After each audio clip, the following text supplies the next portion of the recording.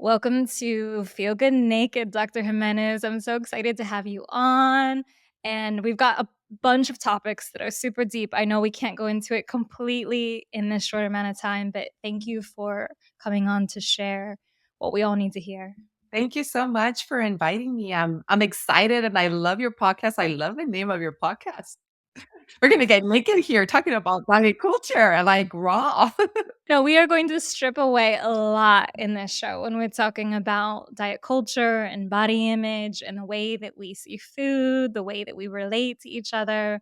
So, I guess the biggest question is to kind of start with I love to start with each person's own journey because, as much as you're impacting others, you had a starting point. So, if you want to share a little bit of what was your relationship to body image and to food, because you have such an interesting multi-leveled one with it. For sure. It's like multi-level, multi-layer, complex, messy, and everything in between. And that's just a reflection of, I think, my own lived experience. I'm so passionate about this work because I was directly impacted by diet culture. I obviously didn't have that language growing up. I didn't even have it during college. It's interesting until the last 10 years that I'm like, oh, diet culture, this is what this is, like the language. I grew up in a traditional Mexican immigrant working class household. Mouthful, right? Because it matters. Intersectionality is so important in my lived experience. So, growing up in this working class immigrant household, I felt so much oppression, growing up. And that is part of diet culture, right? So, the way that I'm coming to the undieting space on social media and the work that I do is looking at diet culture not just as an industry that is promoting Western ideals about body image. For me, is taking it a step further and saying diet culture is a system of oppression. There's a system of oppression in their society and there's institutions. So diet culture does not operate in isolation, right? And having an intersectional lens is important because as a woman of color, you don't see yourself represented, right? And you oftentimes see just thin white women and cisgender women, heterosexual women, so it doesn't allow for any type of like role models. And that led to, well, that and other life events led to a lot of body hate, life experiences that you go through, like sexual assault, things of that nature affect how you view your body, how you treat your body, and how others perceive your body, right? And then to add one more layer is, you're sexualized at a very young age. I remember I was 9 or 10 and I already had guys flirting and whistling. And I'm like 9, 10. But because I'm tall and I was developed quickly, there's a level of innocence that you lose and you're objectified, right? And I mean, we're jumping right in here in the deep end, but it's that's why important. we're getting This in here. straight in with this, what you mentioned with the sexuality and diet culture. And I think that's something we do not talk about enough about how, especially when you're sexualized so young, if you develop earlier, even if you develop later, you kind of get the opposite of that, don't you? Where you're almost teased and belittled for not being where you should be. Why we drive so deep for this body shape and why we do all these diets, a huge part of that is to want to be validated and to feel attractive, to be seen, even, I think, if people go deeper. Can you talk a little bit more about that intersection? For sure, yes. And we have to come from a place of a lot of love and compassion, right? For our listeners, for me, for yourself, because part of our human experience is connection, right? Being in community, being in connection, feeling seen, feeling validated. And if you're growing up in a home where that you don't get that, and then you see this in the media, or you've been conditioned that your appearance and your looks is more valued than your brain, than being smart, and that you're there to please men, or that whatever you do, if you want to look good, oh, it's because it's for a guy, or but it's like, no, it should be for you. But you've been conditioned, you're socialized since at a very early age, right? And who promotes these? And it's unfortunately the woman in our lives. It was the woman in my lives, like the mother, la tia, la abuelita, the aunt, the grandmother, like these matriarchal women who are strong and powerful, yet they're oppressive, right? That's the like the nuances and the messiness. So that's where it comes from, right? That level of feeling accepted and validated and seen. But I really have to emphasize that. But for who? How do we begin to divest from that and do it for ourselves? The greatest threat to patriarchy, to diet culture and systems of oppression is your confidence, being who you are, being your sensual, sexual being, being smart. Like that is the greatest threat when you have such a smart, outspoken, and everything of a woman. They know their value. They know that their worth is not tied to their body. This is like, when you see on social media, and I love these women, the ones who are in bigger bodies and they're showing their bodies because they want to. And oh my goodness, the amount of hate and comments.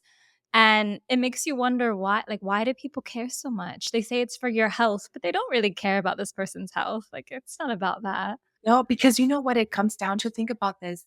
Part of the diet culture industry is not only like the resources that you're investing, like the money in the dieting, in the programs, in the fashion industry, the clothes, the cosmetics, right? All these are part of the diet culture industry. So you're investing a lot of your money, resources, but another resource is your time.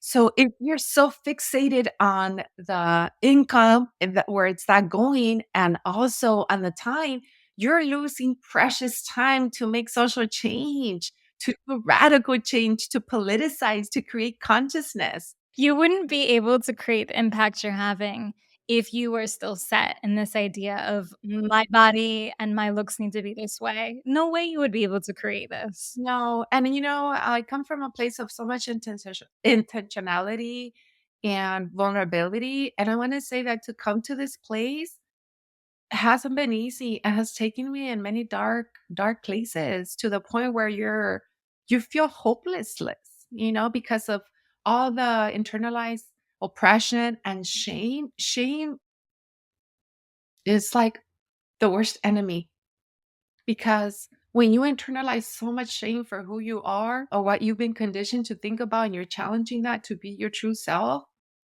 it dims your light to the point where you feel like said powerless. So healing is really difficult. Do that work requires therapy, requires community, requires spirituality. For me, it's ancestral connection. That got me through dark stages. And it's been a long linear journey, which is so hard.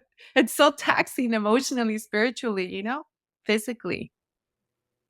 Thank you for mentioning that because that's something that I don't want to gloss over. And it's very true that we can say the ideals to do all of this, but there is the feelings, there's the guilt and the shame, and they can cripple you if you let them. They can completely cripple you.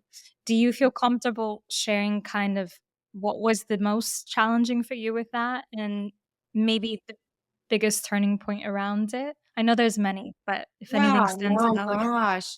I don't wanna cry. Like, oh, Take a moment. well, okay, so recently, haven't released this episode yet, but I've been thinking a lot about I wanna really honor my father who passed away when I was an undergraduate in college.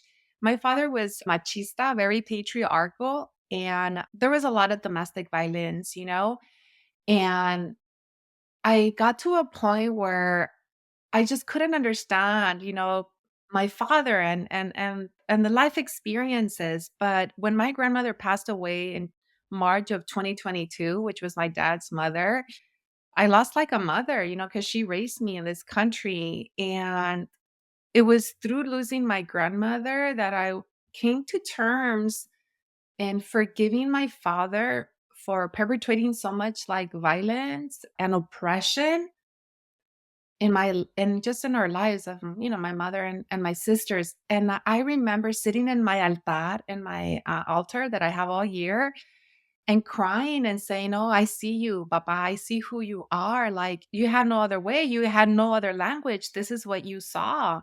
Having compassion for him. And it wasn't easy. It wasn't easy, but you see the humanity in people and you see the good in people, even though when they harm you. My grandmother also caused so much harm. Like the people in your life who are there to love you and protect you, they do that, but they also harm you. And when you're a child, how do you articulate this? And even as an adult, it's like, how? We can't get stuck in the good and the bad. It's like, it's everything in between. And that has helped me, and those are just, that's as much as I want to share. There's other big pivotal moments, huge, but then we'll have to end the podcast because I'll be crying the whole time.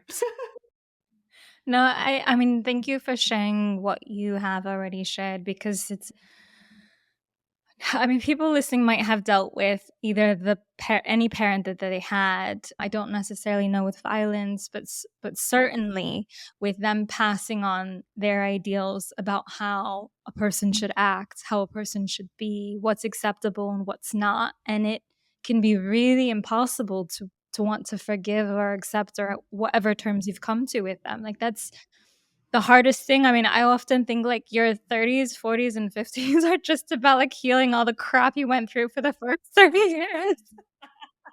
That is so true.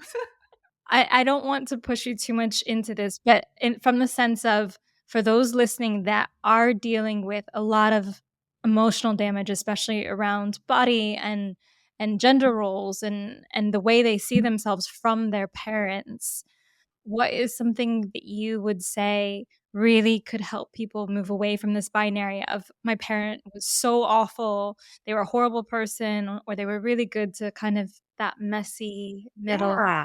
And I come as a health coach and I come as a sociologist, and this is what I say to my students and all the time is it's easy. We've been conditioned to judge folks right away and shame folks. And, being a sociologist, like we take a step back. So my invitation is take a step back, do that introspective work about like how have you been affected, but at the same time, look at the broader picture of your family. Like what was their upbringing? How were they socialized? What values did they grow up? What was the time period?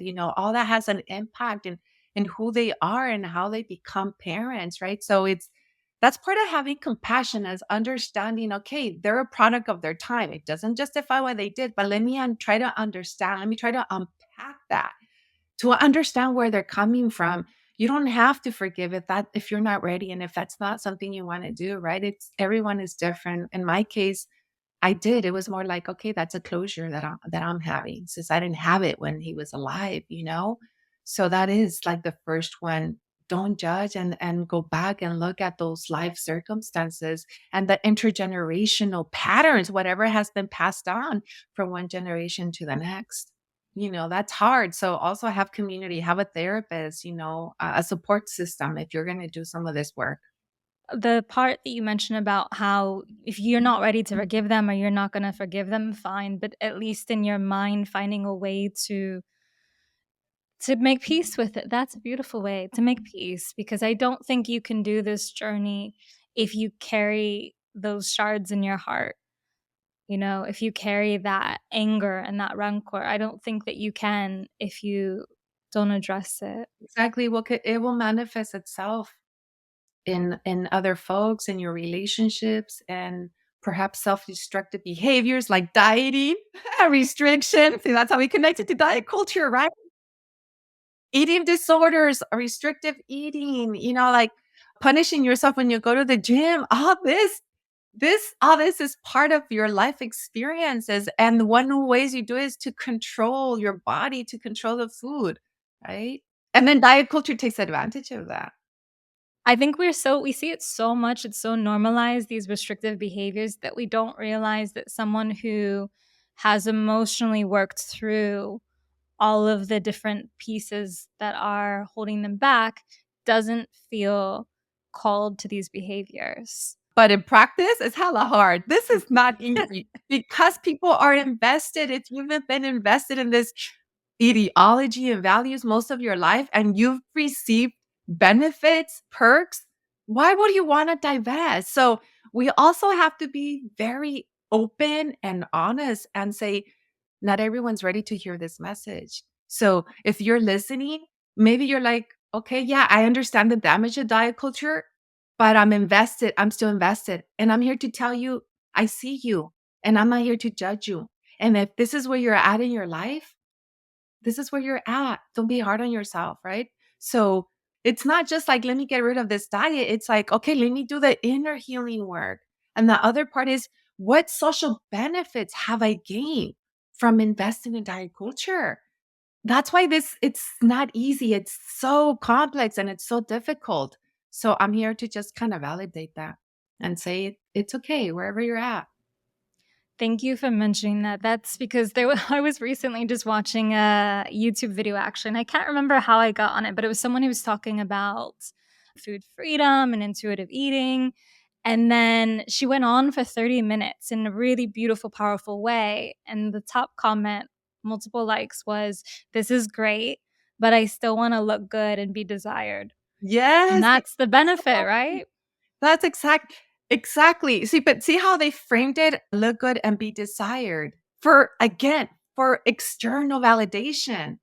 It's this is a lot of undoing. If you've been a chronic dieter most of your life, you're not gonna heal in one day or two or a week or like 6 months. You can't put a band-aid. It takes years, even decades. It has taken me a long I'm in my 40s. It's taken me a long time. I still struggle, and I'm honest in my stories with I still struggle with diet culture, of course. I'm a human person. What do you think are the lingering elements still? Because I hear this, I feel this too. I'd say my last diet was 10 years ago, but I know what you're saying. Like, what are some of the lingering things? Because let's be honest about it. You're right. It's not as if it 100% goes away.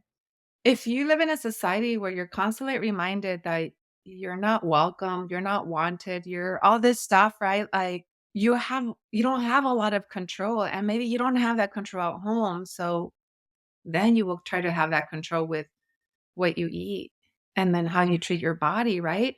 And so I just wanted to say that, right? That intersectionality is like so key, and understanding that folks in marginalized bodies may not have so much like external power in society. And so one of the ways that you can try to control is like, how can I control my actions, my life, my situation, right? But sometimes I do want to punish my body, right? So whatever, trigger warning for all folks at the gym, running, in the past, because running was my outlet when I was a teenager. I couldn't, I was raised in such a strict home.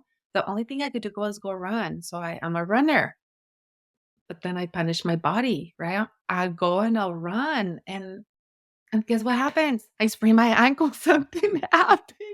The universe sends me the message like, nope, that's not the way to do this. So for me, it has been like through exercise, and I'm not embarrassed to say that because I'm a person, I'm a human being, and sometimes I'm so upset or mad or feel powerless, hopeless, and then I'll just go at it.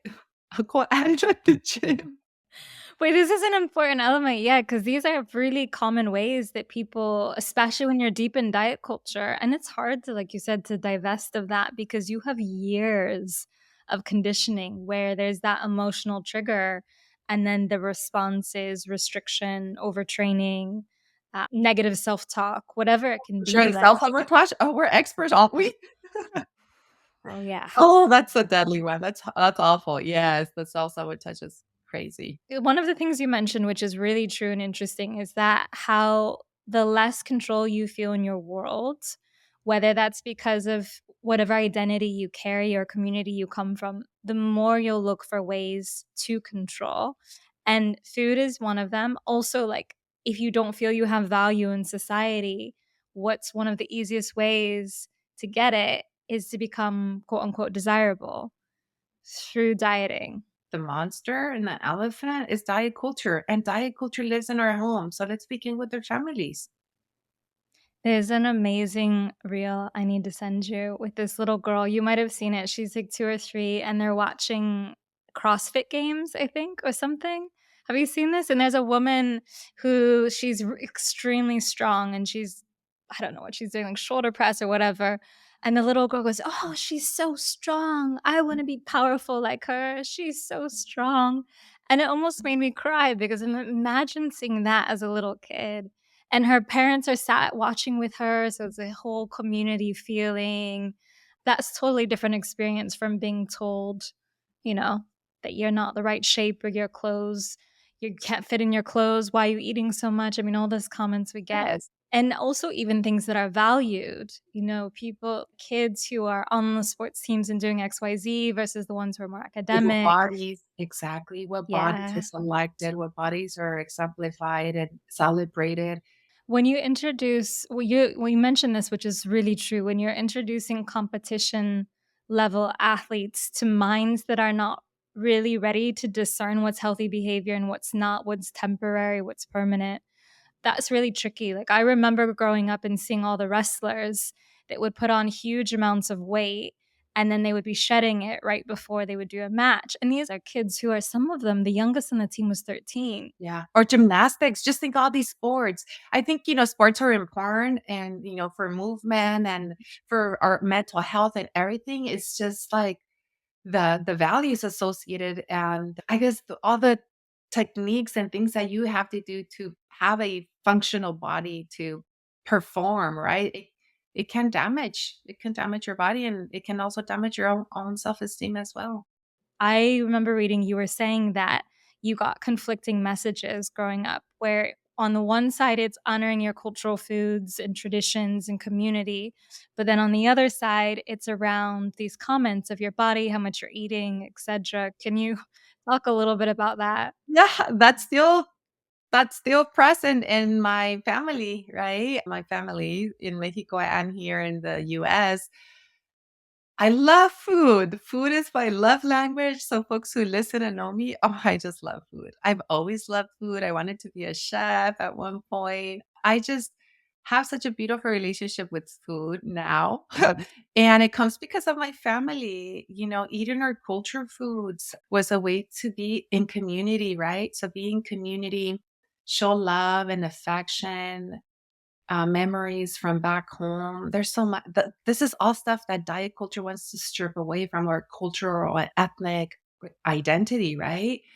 But at the same time, as we're like cooking and celebrating and making pozole or tamales or enchiladas, all this food that I love, then, pero no comas mucho, but don't eat too much porque vas a engordar because you're going to gain weight. ¿Y quién te va a querer así? Who's going to like you like that? Again, for the male gaze, right? Patriarchy. You're like, wait, wait. So we're doing all this celebration of the food, but then I can't eat all the food I want, right?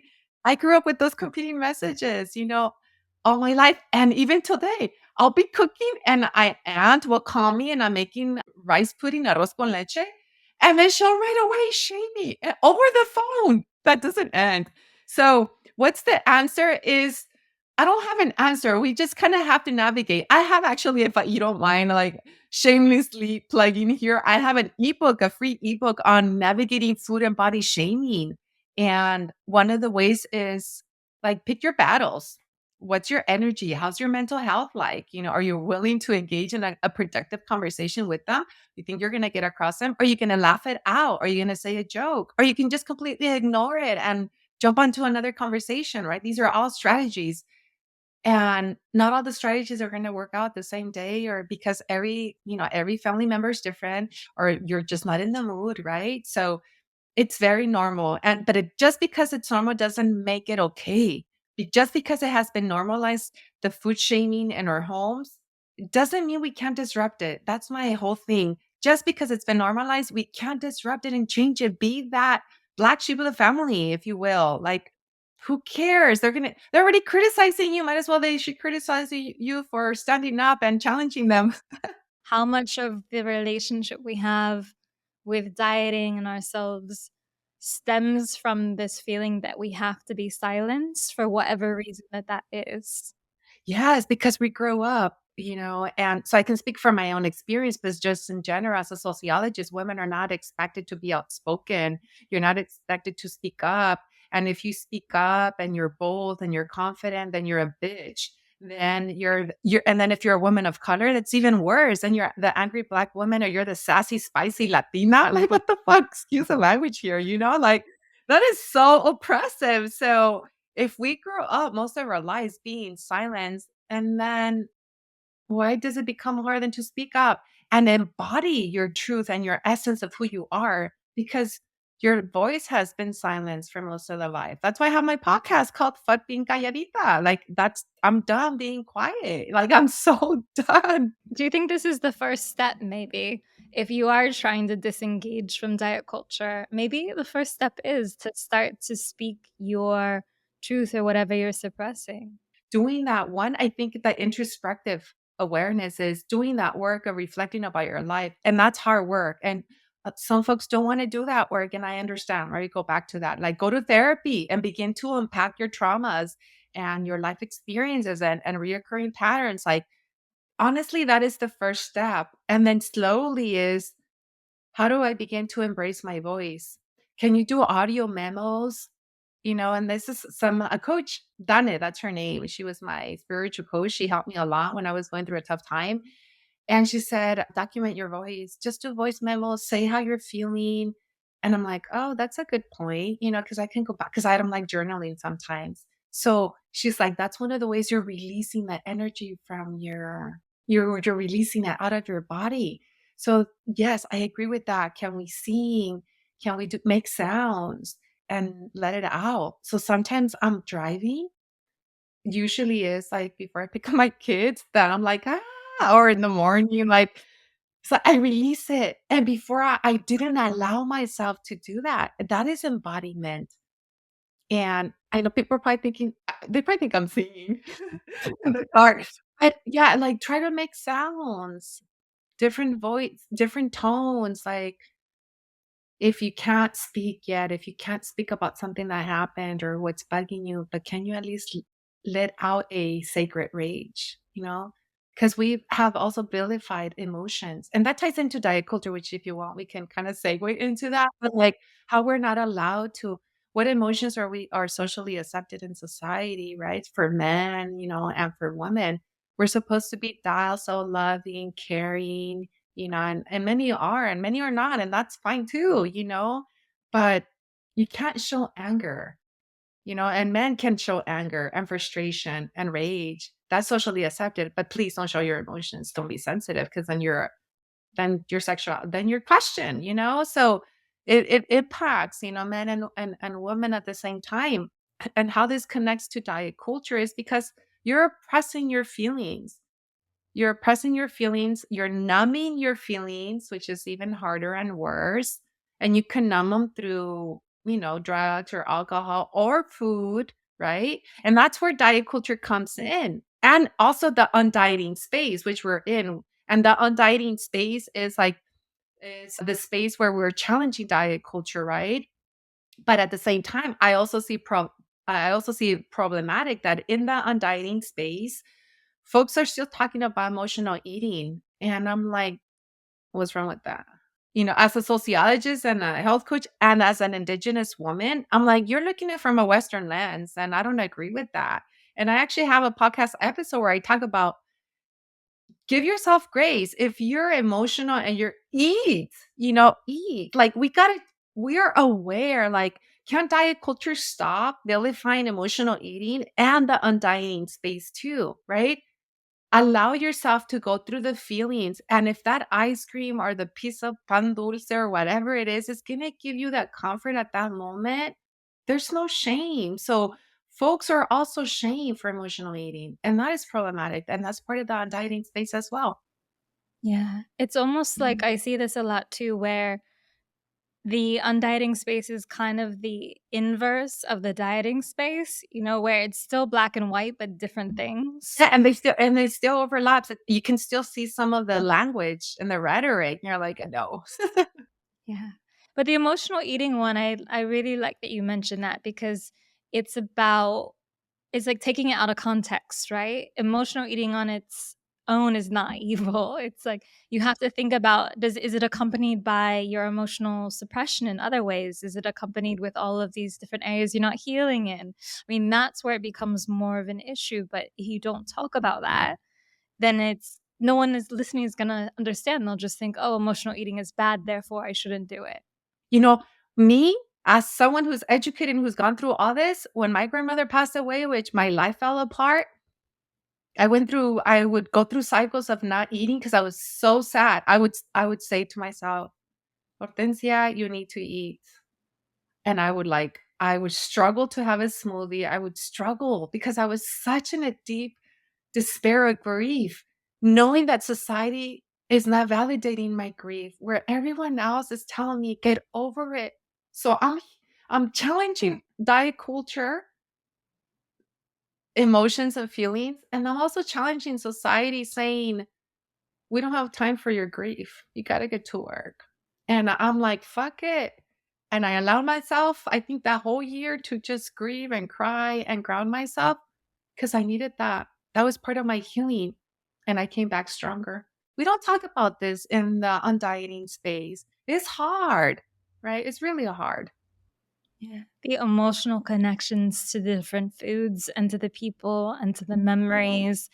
And that's not something you necessarily want to disentangle. But the fact that you took a year, I think is really admirable because you taking that year to feel and to process meant that you didn't carry it with you for decades, which is what we actually do instead. That's so true. And connecting to the land, to the garden, so if I can offer like any strategies like in healing to identify what brings you joy, like your nervous system regulation, and try different things, music, dance, singing. I spend time in my garden. I like the outdoors as well. I like to connect in my native flute and my drum. There's so many things, but please, take care of yourselves in this healing journey. Do what works best for you, and your healing's gonna look different, and the strategies you use will also look different. And sometimes they'll work and sometimes they won't, and you do something else. This is where I want to ask you because this is a beautiful part to end on since you're talking about the different ways to heal and to work through this. For people that want to connect with you, because you've mentioned you've got the ebook and the podcast, and every single week you're also putting out these amazing posts that really make you think at a deeper level about this. Can you share the different ways that people can connect with you? Thank you. Yes. So I'm on TikTok too, but I don't really use it too much. It's the same name. It's at Dr. Hortencia Jimenez, which I'm sure you'll put on the show notes. I'm on Instagram there. You can go to my bio on my Instagram and download my free, amazing resource, which is how to navigate food and body image shaming. It comes from a social justice, racial justice lens and intersectionality, culturally sensitive and relevant. My website, www.hortenciajimenez.com. And I want to thank you for coming on the show and sharing so deeply and so beautifully and making there's so many things here where I'm going to go back and listen because I know that there's these just aha moments and insights to be with yourself. So thank you so much for that. No, thank you so much for the invitation, for inviting me to share the space with your audience, for being such a beautiful soul, for creating a safe space for me to be able to be vulnerable and share and be who I am. Thank you. I appreciate it.